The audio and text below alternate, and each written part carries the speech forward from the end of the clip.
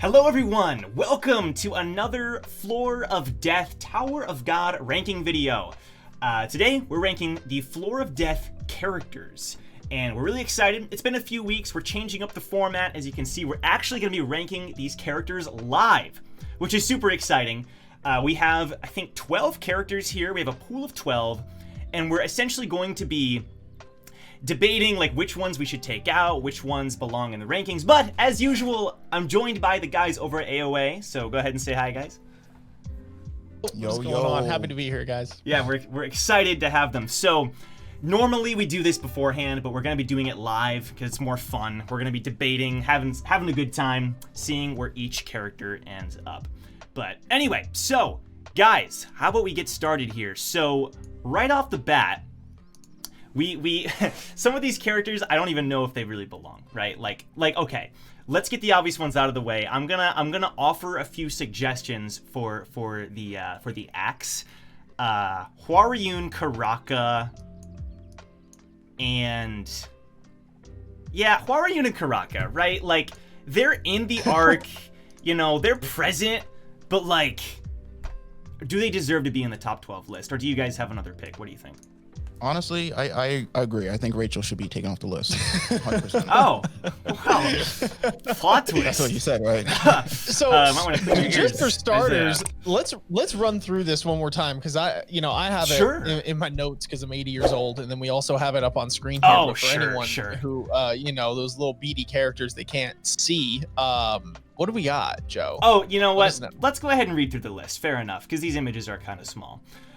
We got Heljo, the main antagonist, of course. We got Rachel, Garam, Bomb, Yuri, Hackney, Mata, White, Yurik, Gustang, Karaka, and Viralaine. Now, obviously, these are not the only characters that were in this arc. We could have put Wangnan on there, whatever. There's other characters, but these were the ones that we thought could even hold a chance of making it on a top 10 list. I'm seeing people who are saying, where's Enryu? Enryu's at number 0, guys. He's way above. Come on. You know he's above number 1. Yeah, that'd be unfair. It'd be unfair, right. Plus, he's never spoken a freaking line in the show. So. He's going, add Enryu. Dude, every time we make a tier list, me and Joe, people are like, why are you putting Enryu so low? It's like we haven't met him yet. Like, come on. I would laugh, dude, if we get to like the end of this story and people like SIU makes it canon that like Enryu wasn't real. Like he was this mythical like figure that was just in everybody's heads in the tower and like never actually existed. People would be upset. Oh my god. There's a lot of theories about Enryu, but that's another topic for another day. Yes. We know Enryu's at number 0. Okay. I love Viralaine, I love Karaka, but ultimately, like, I feel like every one of these other characters at least sort of has a defining moment, or maybe a little character development, you know? Like Yuri, for example. So, yeah, go ahead. I could get behind the axe and Karaka, because I do kind of think he's borderline irrelevant in this arc. Like he's there. But like you said, in terms of all the other people on here, I do actually want to make a case though for Viralaine. I feel like she's not, Yurik or Bomb levels of relevant in this arc, but I do feel like her whole thing with the soul ladle and like, trying to work around Kuhn and Dorsey's team and that group and trying to like maneuver around the floor of death. I do think she's got some plays and plans in motion that sort of like are relevant and / going to be relevant in the story. And like I feel like without that happening, like the story would be different, because there would be, certain items and things that like we wouldn't have, that wouldn't be in play, so to speak. Yeah, I do agree with that. And I guess the real question here is because Viralaine is understandable as someone to get the chopping block to not even make it into the top 10 for those reasons. But I would actually argue that my chopping block would be a Karaka. I think we're all in agreement on that. And then now correct me if I'm wrong, I don't think White, besides the end, really has a substantial amount of stuff going on besides his interaction with Gustang. He kind of just like tiptoes around the edges and outskirts, and then he's like, oh, I found the souls while everybody else was doing their thing, and then he kind of gets slapped down by Gustang a couple times. But I mean, comparatively speaking to the other characters in this arc, I feel like his relevance, I guess, in terms of plot progression and what he does in the arc. And correct me if I'm wrong, maybe I'm missing a section, but I just didn't remember him being an entirely big standout. And then if it wasn't White, I would say, yeah, Rachel. I can't think of anyone else. Yeah, no, but okay, so you make a good point. Maybe. You make a good point about, what did you just say? Did you say Mata? I said Rachel. No, I think I just heard Mata. Mata, maybe. I said hold on. Mata's really relevant, but I'm looking at these 12. Hold This on. man said Go keep ahead. Rachel, but get rid of Mata. That's what he said. This is Mata's arc, bro. This This is the only arc he's in. This list is stacked, guys. Like, they made the list. Am I right? They made the list here. And I'm just saying, like, he's cool, but, you know, in terms of, I don't know where we're going. It's hard. He literally, like, for half this arc, the squad is literally Bomb, Hockney, and Mata, just going on adventures, traveling inside like bugs and like meeting bamboo warriors, bro.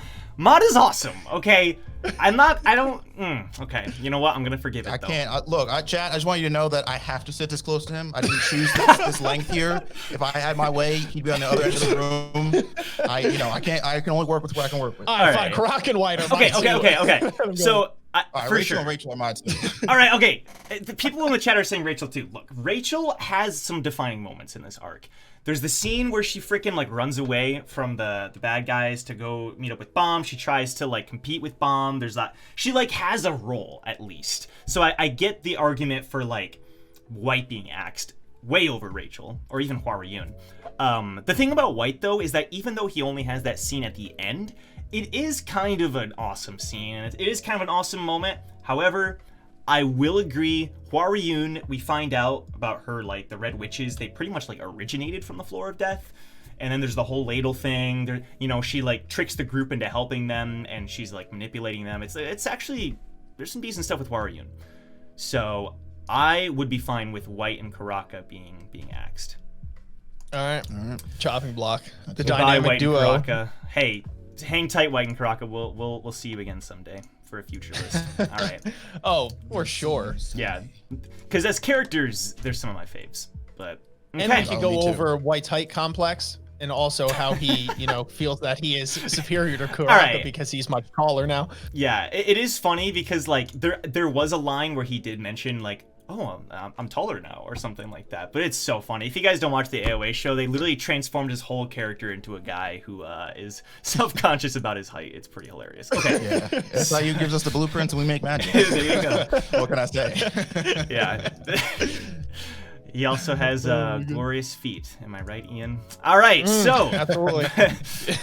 So I'm gonna make the argument for Huarayun going at number 10 then, because she was so close to being axed. All right, Joe. If you wanted to fight, all you had to do was say so. I mean, I'm just saying. Like, just playing. I'm not gonna lie. Y'all gonna have to really spin an argument here to get Rachel anything higher. All right, than fine.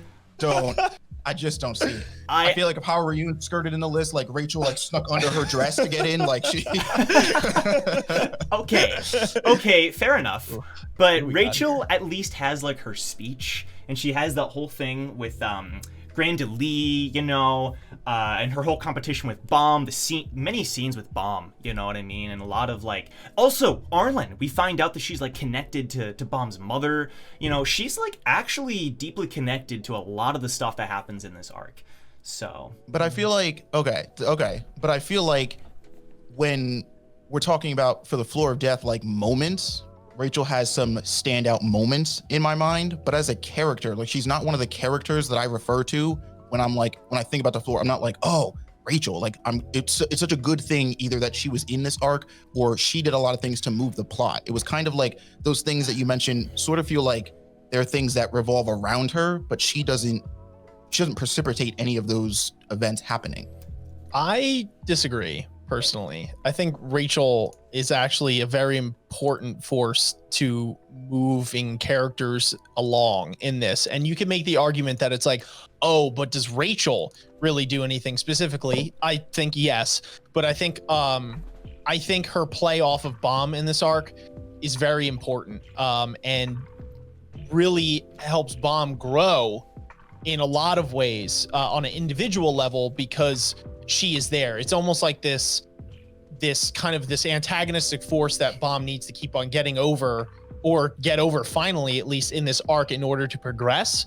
So I do feel, you could make that argument for Rachel as a character just as a whole, right? But I do feel like in this arc specifically, there are pretty standout moments in this one. But so again, that's my point, is that Rachel has a lot of standout moments, but those things you said sort of feel like character beats for Bomb as a character, not Rachel. Like Rachel's character doesn't move anywhere in the that's what I was saying. I knew you were going to make that argument. Why I was saying I could see that being the argument, but I do feel that even though individually, and I would disagree, actually, I think there are some individual parts, but even so, even if you're taking that out of the equation, I feel like Bomb can't make those jumps without Rachel there. So that's what I'm saying, where it's like, sure, but Joe, I agree that like she's not one of the first characters you think of, but like the more you actually think about it, she really is vital to like many of the things that happen. Not really anything with Helljo. Like the Helljo stuff is kind of its own thing, but really you've got the Helljo stuff, and then you've got like the everything else, and with the everything else, she's kind of like almost one of the main characters. We get a lot of focus on her. Like I said, the whole Arlen thing and her competition with Bomb and trying to get the Thorn, and then when she saves Kun, which I'm sure Isaiah loves the fact that Rachel saved Kun's life, but she did. And then when she goes unconscious, Gustang gives her the treasure hunting stingray. Like there's a whole lot that happens with Rachel this arc. She may not like grow, but a lot of the stuff that happens is connected to her, and I feel like when it comes to someone else like Huarun, or I don't know, like even like I don't know. Okay, so where are you guys saying you'd put Rachel? I also want to just clarify. I also just want to put on the table here that I saw that Joe just skirted Huarun into number 10 with literally no conversation around it. I just looked at that now and I'm like, you bastard, you just literally put her in there. We didn't even have a talk about it. I just assumed it was a given, you know? I mean, she almost got axed. That's fine. I'll be the bigger man. Huarun, I guess, is number 10. That's fine. I like Huarun as much as the next guy, but I'm just... Even though I think personally that she did... Wait, hang on. I don't want to eat my words here. Yeah. Because, all right, I want to move on to. We'll get back to Rachel, because I feel like this is going to be a hot button topic here, right? We're going to spend all day on this. Maybe process of elimination. We'll see who we rank somewhere, and then she kind of just falls in wherever it is. Not wherever the fuck it is. There's a lot of numbers on this list. I want to talk about Yuri real quick. Now, does Yuri's big moment obviously is the attempt at the double ignition. And the fight with Sanchez and Walcott. Right. And so I'm wondering beyond that, and again, we read this, but there's been a lot that's happened in these past couple months. Mm-hmm. I kind of forget if she has any other very standout moments within this arc. And if she doesn't beyond that, I actually am kind of in the mindset of putting her maybe a little bit lower on the list for those reasons, because the double ignition moment is a very hype moment. Yeah. It's very cool. But let's be honest, it doesn't work. Right. So it's like, it's just there. And then it doesn't actually do anything like in that fight that she couldn't have done, I feel, on her own without it. I feel like it's not so much that it's like, I don't think Yuri's character, I mean, like, sure, the danger in the doing the double ignition and it not working was preferenced to her, and then like that was a warning she got multiple times from the weapons. But I think that encompassed with the whole idea that she became one of the princesses that like couldn't ever ignite a weapon before. Like that whole character beat where you learn that like she kind of has been riding this false expectation with a lot of the other princesses, where they're like, oh, you've ignited a weapon before, right? And she's like, yeah, totally. Like, yeah, definitely. Right. And like, we know that she has it. And I think that character moment deserves a little bit more than just parlaying it to whether that moment, like whether that worked or not. Yeah. No, I guess my argument when I look at all the characters on this list, because again, they made the list. Okay. How many times are we going to say that? Someone in 9 and 8 and 7 and 6, right? Like we have to do it at some point. So I guess when I look at all the characters on this list, Yuri is the least of a standout to me, because although that was a cool moment for Yuri individually, and yes, that is part of it, right? That is very fair. I feel like comparatively speaking to some of these other characters, who also have their own individual growth moments, there isn't also this huge plot progression narrative that we see with Yuri, especially with the double ignition. Like I said, I feel like the same outcome happens even if she doesn't do that. And so her role is, okay, I'm going to fight off and distract while everything's going on. Now, I have a little bit of growth individually with that, but I don't think that it stacks up personally to some of the individual growth and plot progression that we see from some of these other characters. I would agree. That's my argument. I would agree. I think Yuri for sure falls below Rachel. Like, not in any other instance, but in the case of Floor of Death, significance. I'm with Ian. I do think the dual ignition, there is more to it than just like, I'm gonna try doing this and then I failed and then I'm done. Like, I think there is more to it than that. It does show a lot about who Yuri is, and I do like it a lot. But at the same time, like, talking realistically, you could have taken Yuri out of the arc and it would have changed a few things for sure, because obviously Garam had to show up and blah blah blah. But like, it doesn't, I don't know, she wasn't like the highlight of the arc. Now I'm actually gonna make an argument for a fan favorite character, but someone that I don't think is necessarily like the most amazing character of this arc, and that's Garam. Because while I like Garam and she's introduced in this arc, she's kind of just like, I'm Garam, I know Yurik, I know your backstory, Bomb. I'm gonna help Yuri, and like, I don't know, maybe I'll get some hate for this, because I like Garam. She's never really been like the most standout character to me. You know what I mean? Like, yeah, but she's sexy. What?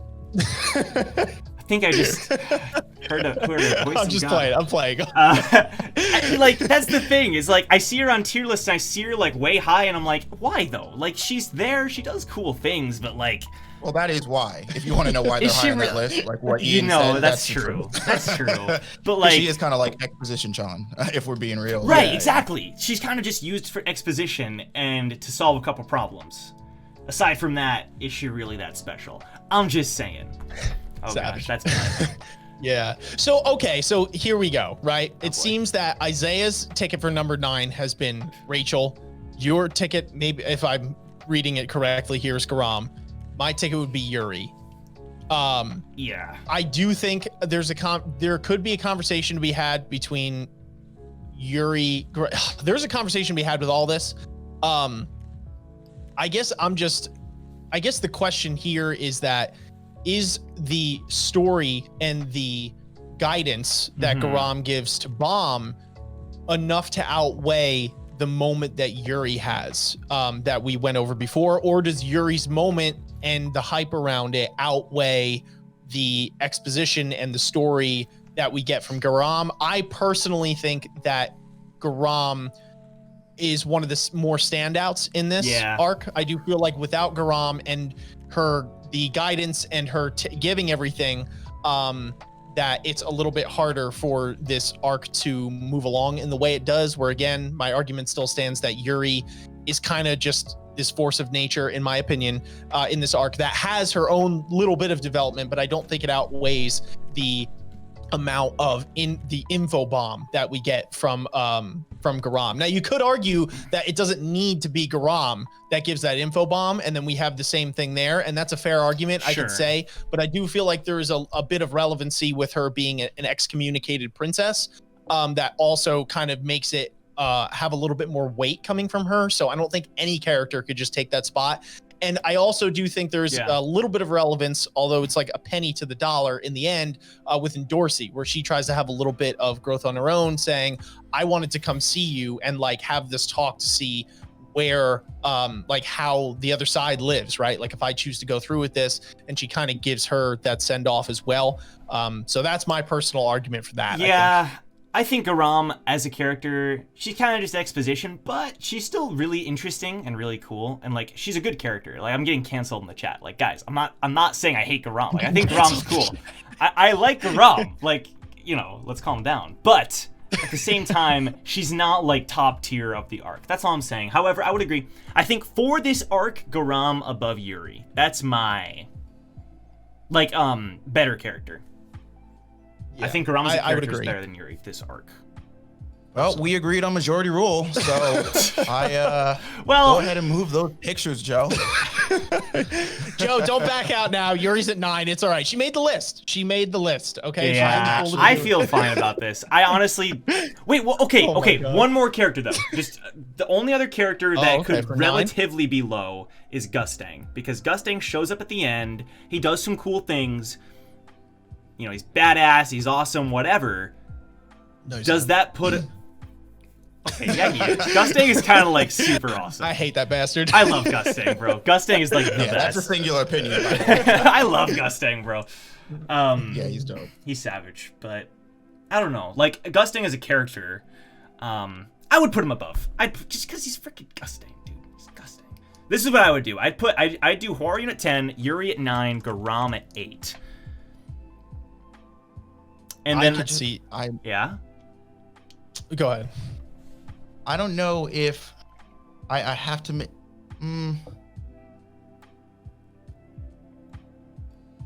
I don't know if I would put, because now with everything you guys said about Garam, I'm kind of like,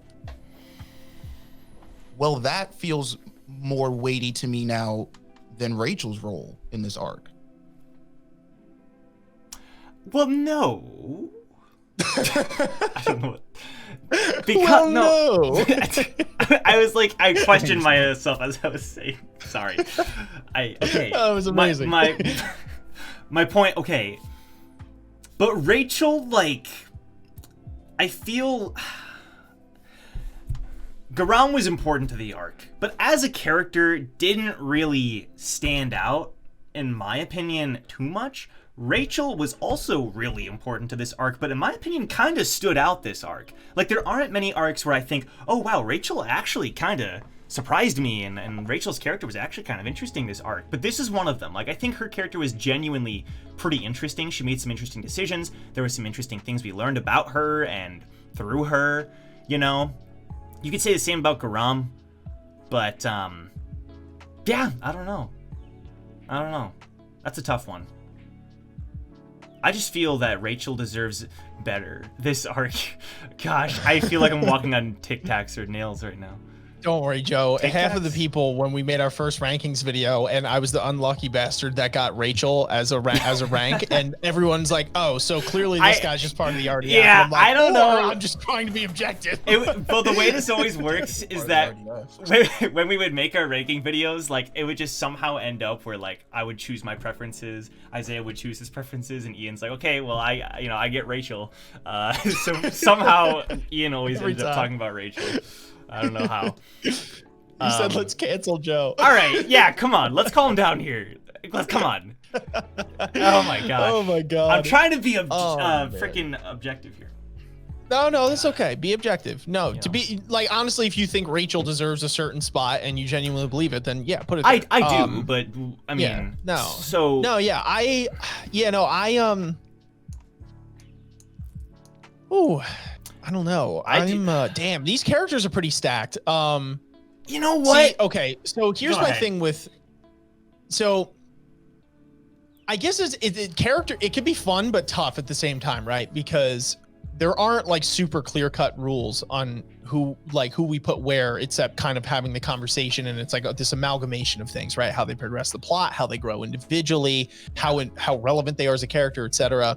And I feel like Gustang, and you know, like all bias aside, you know, whatever, has this like really important role, but there's like, and I guess this is like something that just irks me sometimes with Tower God in general, is that sometimes these super powerful characters automatically kind of get pushed up in their relevance because of the fact that they're gods, right? So if Gustang isn't there, obviously there's this whole thing that, you know, like the ending like doesn't happen the way it happens, right? Yeah. It's really relevant.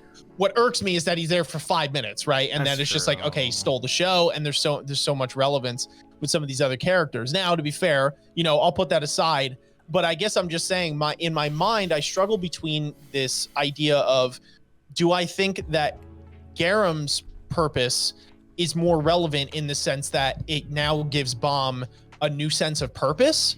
Or do I think that Gustang's role, or I guess, Gustang for now, his role is more relevant in the actual molding of the battlefield, right? That's a good point. That he's doing. And I'm talking this arc specifically because I know that Gustang has this like big brain scheme going on, and obviously, you know, once we get further in the story, we see this all kind of fleshed out, etc. But I guess just rough, like in the Floor of Death arc specifically, that's where it's like in my mind. And again, I'm open and willing to be open-minded on this if there's any, you know, other opinions on it. But that's, I guess, where I'm like that's where I have difficulty drawing the line of who I think plays more important role in this arc. Well, I feel like we have to give Gustang his credit in this arc, because it's not just so much that it's like, oh, I'm Gustang, I'm big and strong, so you have to rank me high. It's like, it's what Gustang knows, and it's the information that he gives. We just had a whole thing about Garam's important because of the exposition she gives. Gustang does the same thing. The information he knows and the tools he gives Bam before sending them off are like literally the only reason the story can go where it goes. And knowing that he's working with Garam in like low key or not in cahoots, but like against Jihad and his empire, puts that character in the, like his position in the story in a much more significant place than, like, you know, really most of the characters in this list. Well, even Garam's only there. Bad. Well, Garam's even only there because she's like working with Gustang, and it's like all part of the plan. So like he really is like pulling all the strings. And no, that's fair. So... and again, I think my biggest thing is that, because we could argue semantics over, okay, this character just happened to be there, this character is really powerful, so there.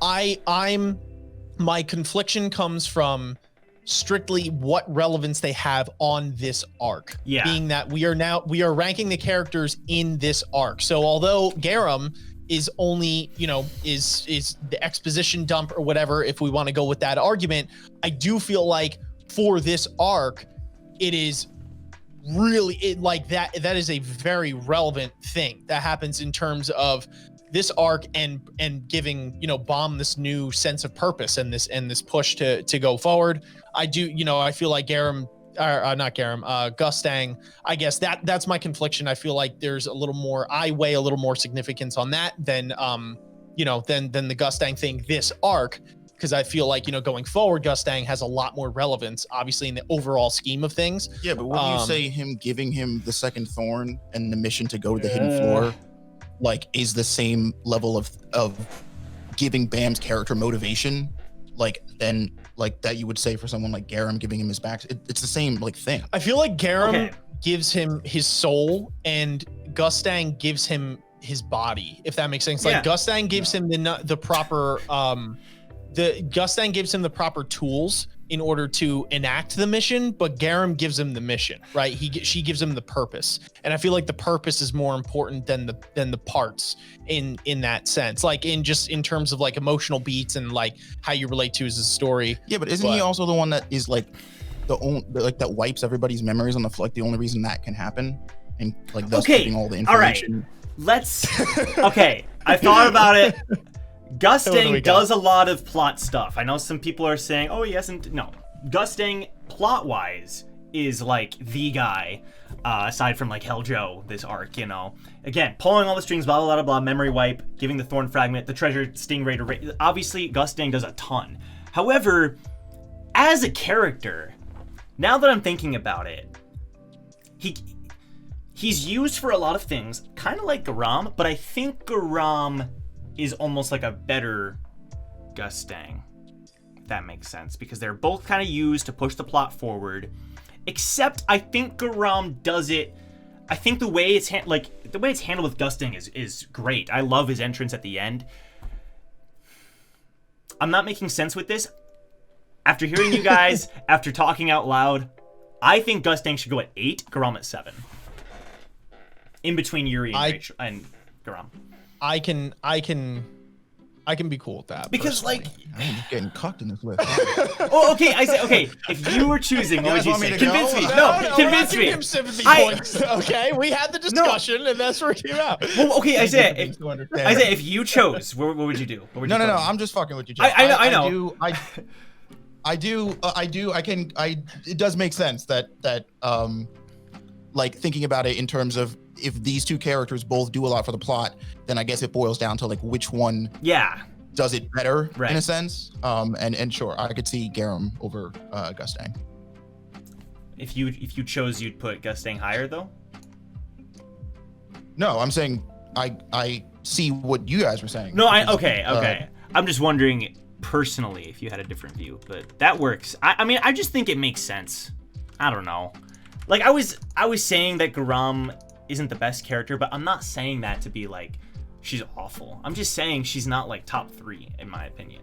Like some people would. Yeah, think. no. They're like the first panel they see her, they're like, "Oh, best character." It's like, okay, guys, let's calm down. Yeah, take it easy, take the chill pill. You know. Yeah, I'm not gonna make the argument, by the way, that she goes above 7.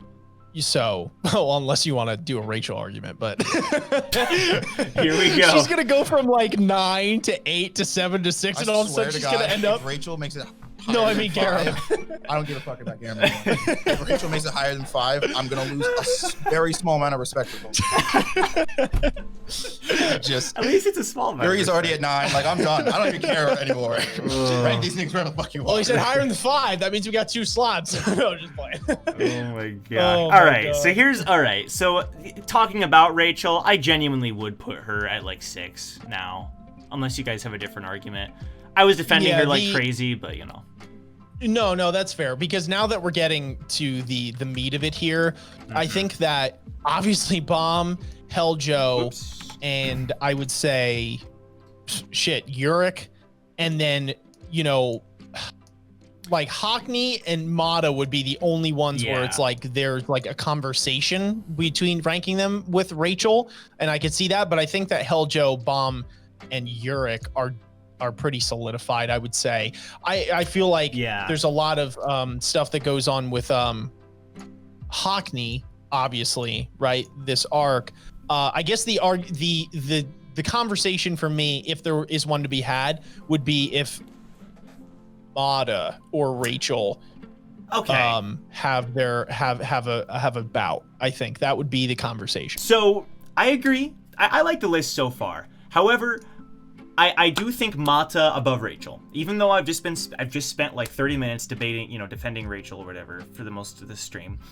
I do think that Mata, like, not just because this is his only arc, but I do think it's worth considering, like, even though this is his only arc, and even though he's not like the strongest character and therefore isn't like the most memorable, like rereading it, going back, listening to him talk to Bomb and Hockney and all these people, and he was like kind of the heart and soul of a lot of the stuff that went down this arc.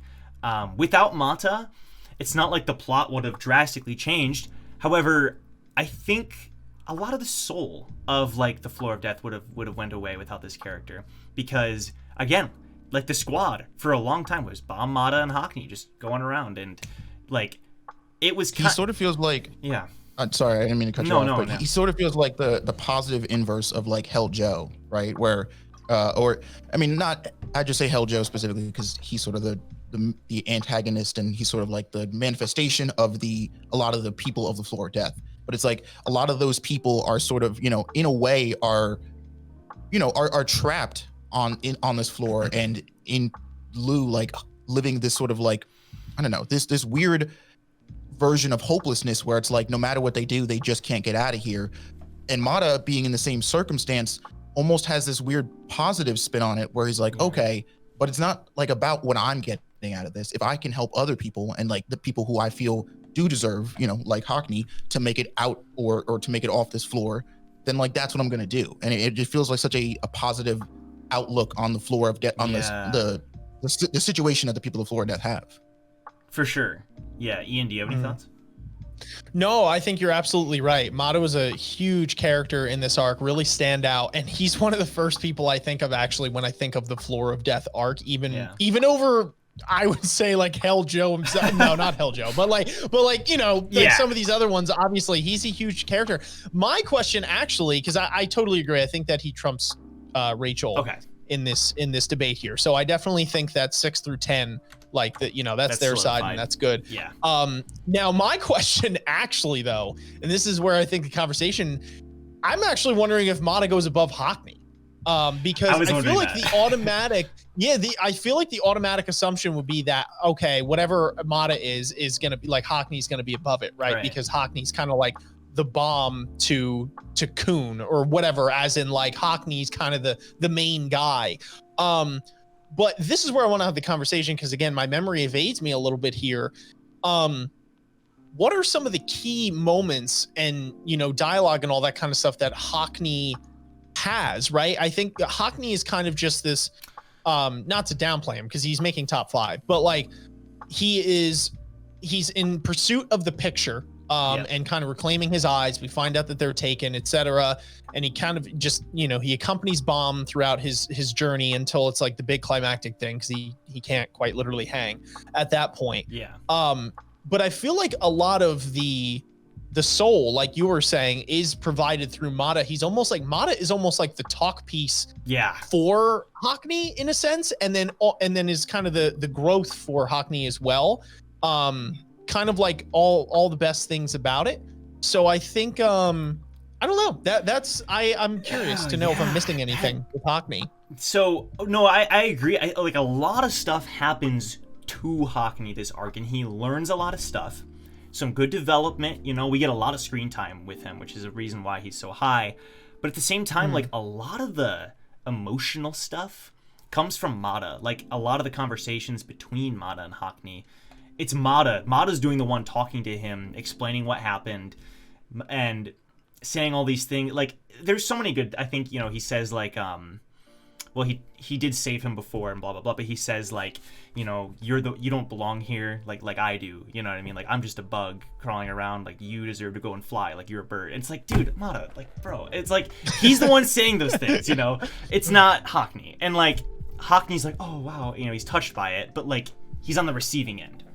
So I do think that, I think people in chat are saying it best, and that's that Mata is Hockney's growth in this arc. Like he's the reason, like Hockney doesn't, as a character, doesn't get to where he is without Mata, and arguably may not have even left the floor of death after that arc without someone like Mata.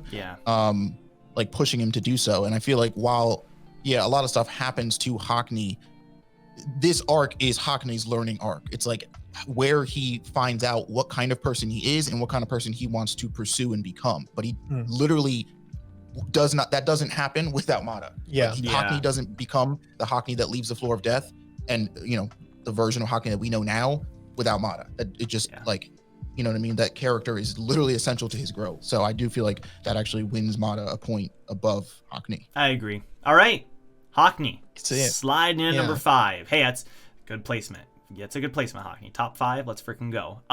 So then we are in agreement, though, that despite Mata being the best, he goes at number 4.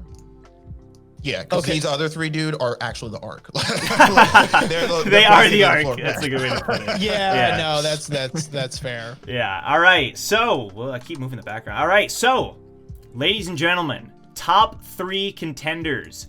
Yurik Mizuno, Heljo, and the 25th Bomb. These are, I honestly, like, thinking from different perspectives, I could see all 3 of these in, like, all 3 of these placements. So this is going to be a bit of a tough one. I agree. Bit of a tough one. Okay, then. Well, I just off the bat, then, because I at least would put Bam at 3. While I do feel like, you know, obviously, Bam has importance in this arc and every arc. And his character, where he starts and where he ends up with, as far as the knowledge he obtains and the mission and motivations that change with him, are pivotal. Like this arc literally happens because of Heljo and Yurik, right? This arc, like the events that take place because of Heljo, and Heljo with the Red 3 show literally would not exist or be a conflict or problem without Yurik. And so not only do these two specifically create the literal, you know, problem, the conflict to be resolved, but it's also character, like big character growth moments for each of them. I know when we first did the Floor of Death, my whole thing with Heljo and it was that like it felt like the character was kind of getting cheated because his memory was getting wiped, and it was like, oh, okay, well, why would he learn this lesson? And then it's almost like it didn't happen. It doesn't matter. But it's like I actually reread these chapters recently, and Yurik, or not, it is Yurik. Yurik has a line where he says, something, I'm paraphrasing here, but he says something along the lines of the reason that animals fight for freedom or like is not because they're told to, but it's because of instinct. Meaning that no matter what, memories or no memories, Hell Joe will always be the same Hell Joe, without the corruption of the Red Thresha, that strives to do better and strives to like get out and be a better person and fix himself. But I feel like that whole conflict there, like that's Yurik and Hell Joe's moment. This arc is about the problem that they both created and resolving that problem. So I feel like 1 and 2, it's got to be them. Ooh, that's tough. Yeah. Yeah, that was a convincing argument because I was going to say that I think there's some debate with Bomb and Yurik personally. Yeah. I do think that it's like the 2 and 3 spot. And it's like weird because Yurik and Hell Joe almost become this sort of package deal in a way, when it's framed like that, right? Because it's like the argument is that they are kind of the arc. Mm-hmm. But it is tough because Bomb, I feel like sometimes the end of this arc overshadows the beginning because it's kind of a long one, and also the fact that there is so much of this, like the arc takes such a major shift once Yurik hits the playing field. I mean, it does every time, right? Like the second Yurik lands is like the landscape of the game went from checkers to chess, right? Like immediately, everything changes every time he comes into an arc, literally. Because even the next arc, like there's when he gets glitched into the hidden floor, the whole dynamic changes, right? Like every time this dude hops in, the whole game's different.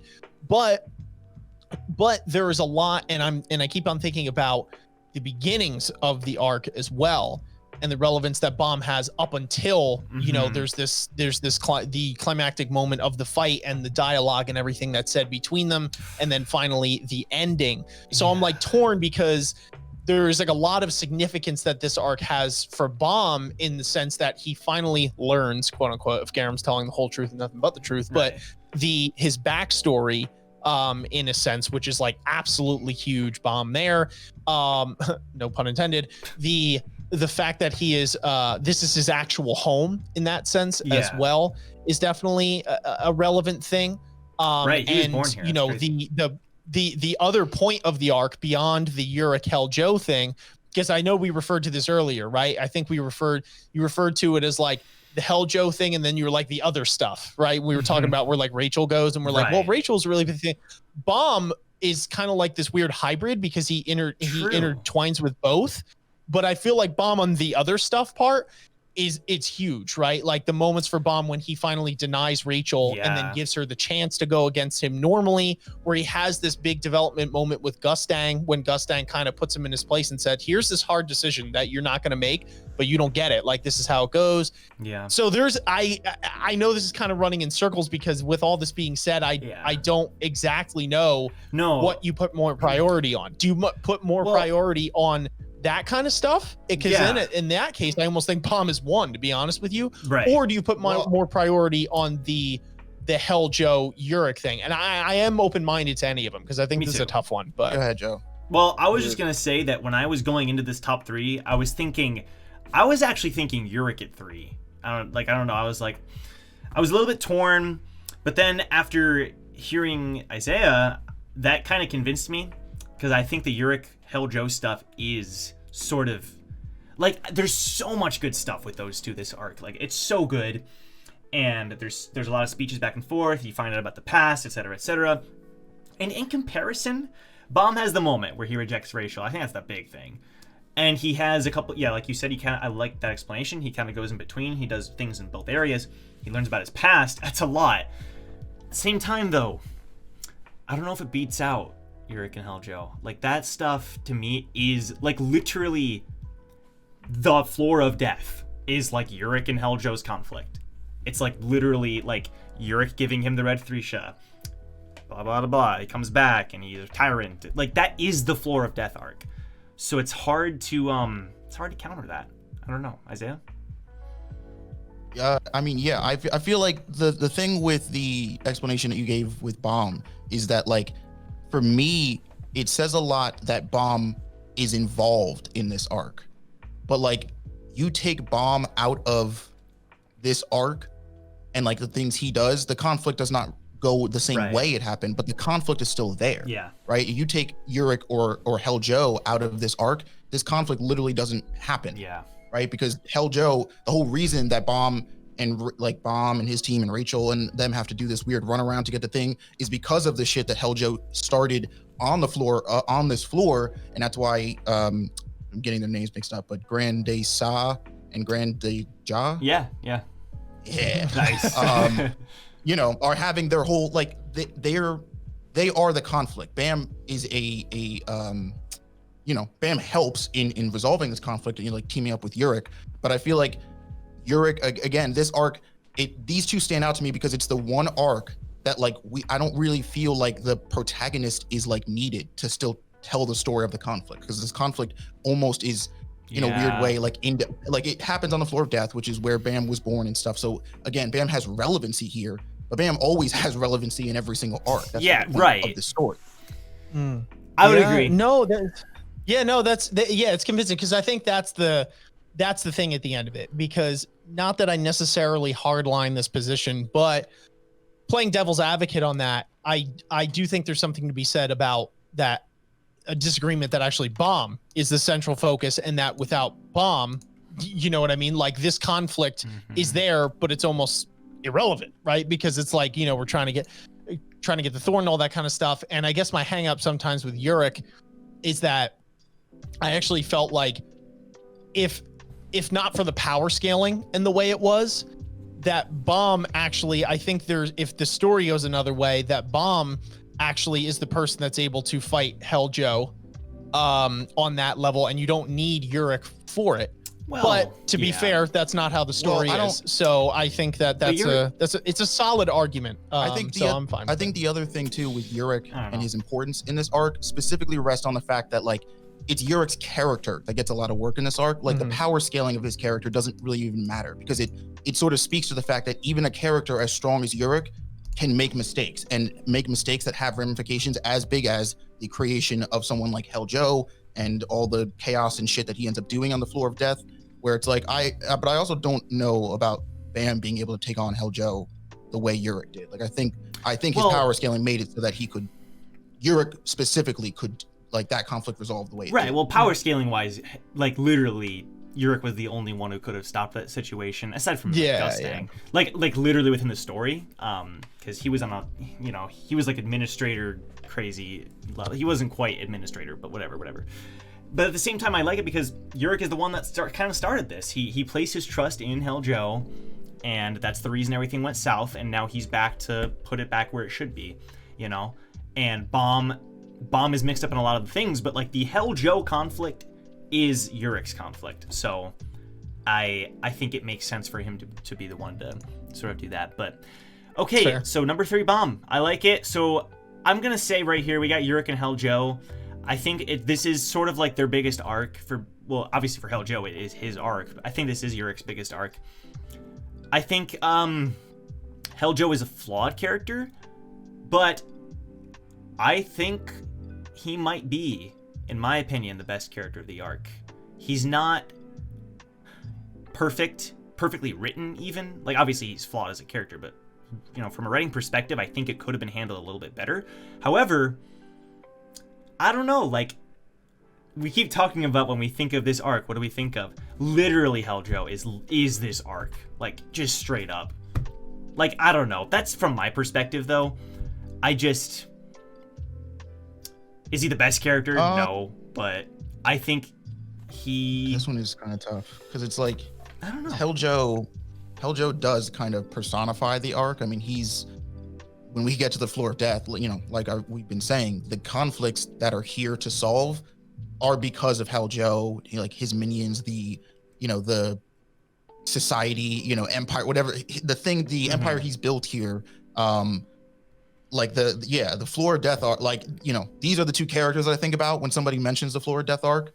And I think the only thing to me that like would put Yurik at the top is as somebody who, to be honest, when Yurik was introduced, I was like, oh, this is a cool guy. But A, I was kind of hoping if this was all we were going to get, that we weren't going to see a lot of him. And B, I wasn't like in love with him because he kind of just struck me as this like, you know, too strong for his own good or anybody's own good. Yeah. You know, not a whole lot behind the, you know, the hat kind of guy. But this arc literally made him one of my favorite characters because it humanizes him in a way that not a lot of these, you know, let's just say ranker and anybody up, right? These people who are ridiculously strong don't get a lot. I mean, and fair enough, some of them just don't have screen time. And even, I mean, Yurik, so fair enough. But it's like, this arc humanizes him in a way that, regardless of him being literally one of the strongest people in the tower, made him feel just as human to me as someone like Bam. And I didn't think that could happen for a character like Yurik. I wasn't expecting it at all. And I was actually thoroughly impressed with how well this, because even with the whole Hell Joe stuff and like I've said before, the confrontation he has with him and what that means for him to overcome. There's even the conversation he has with Gustang at the very end of the arc, where Gustang's like, "Oh, you're gonna go see Garam," and Yurik's like, "No, I've done everything I can here. Besides, like, I'm not gonna do the one thing she really wants me to do."